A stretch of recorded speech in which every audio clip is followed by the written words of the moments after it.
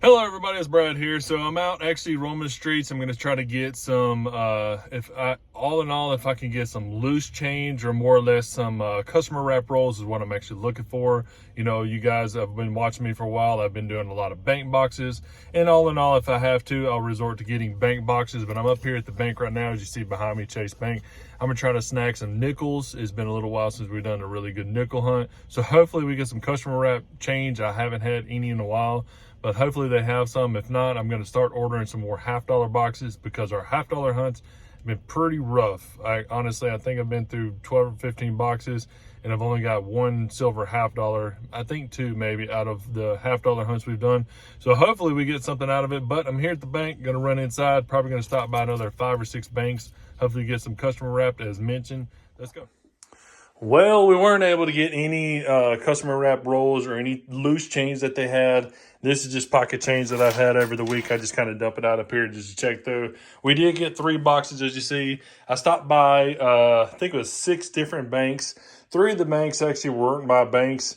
Usually I had better luck in Denver stopping by a random bank and stopping by a random bank to get rolls or get some boxes, and they would give them to me. But here, it's a different story. We do got 3 boxes, as you see. I don't think I can open them up. Let's see if I can do it. Oh, my weak hand here. Oh, yeah. So we do got 3 circulated boxes of nickels. Looks good there. Definitely an oldie there in the middle. We're going to be pulling out the 30s, 40s, and 50s as always. If we could find V nickel, that would be fantastic. If we find any buffalo nickels, even better. War nickels would be great. Nice little bison there. Still looking for that speared bison on top of that. And I'm going to run through all 3 of these boxes as well. So let me go ahead and pop this one open too. See if we got anything on top. Whew. That one looks pretty brand new. That one's 2023 there, if I see it right. So 2023, brand new nickels. I'll have to search for extra varieties and errors if there is any on there, and we'll see. But that's a brand new box. But for sure, we got 2 boxes there to hunt. So I'm going to go ahead and jump into this first box here, move these other 2 over, and we'll get started. We got 16 rolls knocked out so far. Do got some of the variety years actually stacked up here for a lot of the variety bigger years for sure. Then we got the first 5 finds here. We got the 40 Philadelphia, 46 Philadelphia, 56 Philadelphia. Moved over to the 56 Denver and the 58 Denver as well. So as mentioned in that 58 Denver, there's going to have a variety on there. So definitely want to hold those off. Like I said, 30s, 40s, and 50s. We'll pull them out to the side. Let's keep moving.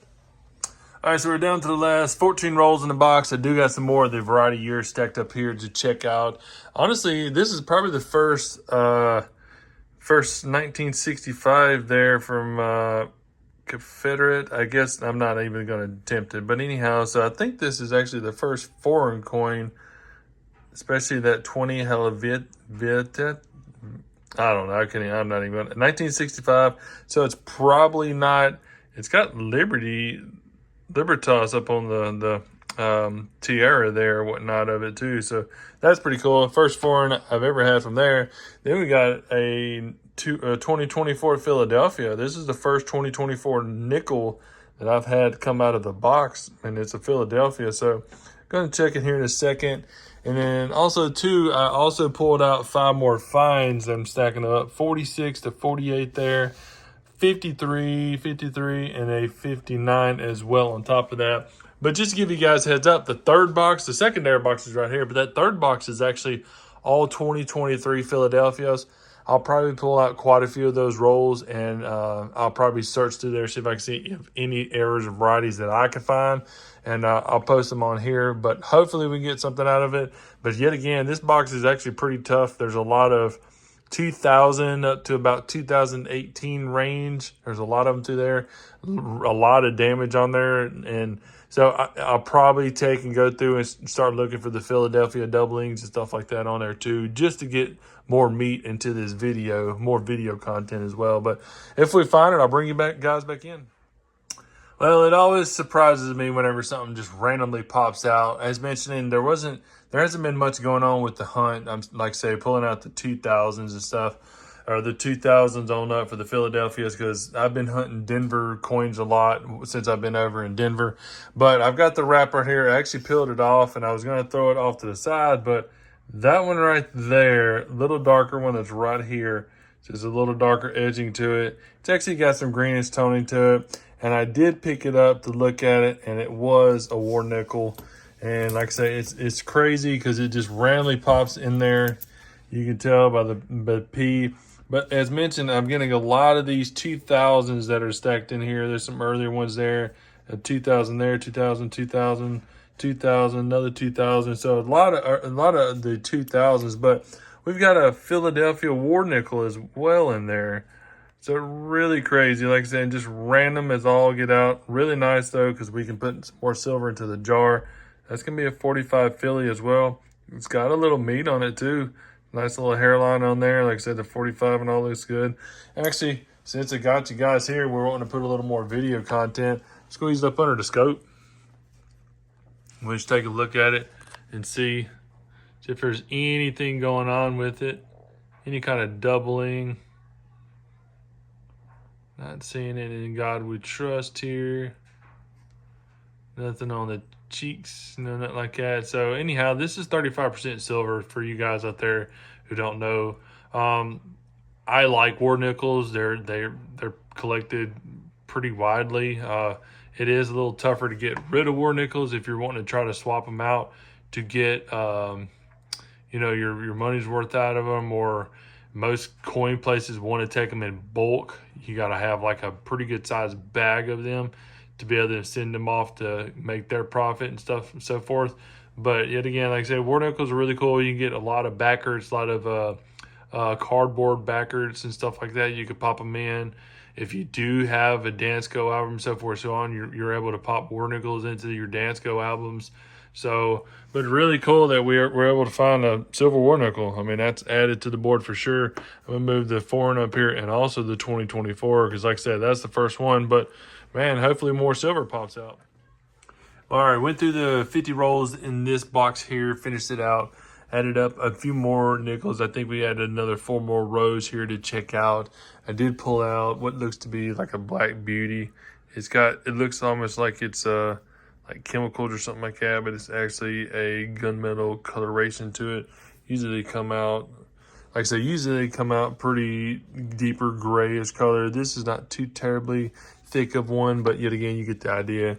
And then we got another foreign there. We got another Canadian, or a Canadian, to add to the top side of the foreigns there. We did get 3 more 40s and 50 fine. We got 2 of the 40s there, and then 1 of the 58 as well added to it. It's not too bad on the 40s and 50s fines there. It's a little lower than normal, but anyhow, so I'm going to go ahead and run through the varieties here, see if we get anything with the speared bisons, or if we get anything with doubling on the 2000 plus Philadelphias that we got stacked up here. A couple of nicer 64s and 63s. Check for like a D over D, or just any kind of doubling or anything like that in there. So if I get anything, I'll bring you back in. But if not, we'll jump on to the second box there.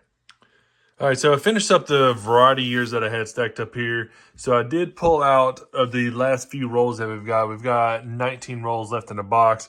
We did get a single layer. Looks like a pure single layer copper there all the way across. Earlier date, but pretty messed up 80 Philadelphia there. Looks like we got a filled die pretty much the way it strikes. It almost looks like, it's not, I wouldn't say it was a cap die, but pretty much a field die. It's a 2023 Denver. Yep, popped. But yeah, all the way around, looks like it had a little too much grease, a little too much something in there, but I wouldn't say a cap die, probably a field die. We did have another Canadian there, 84.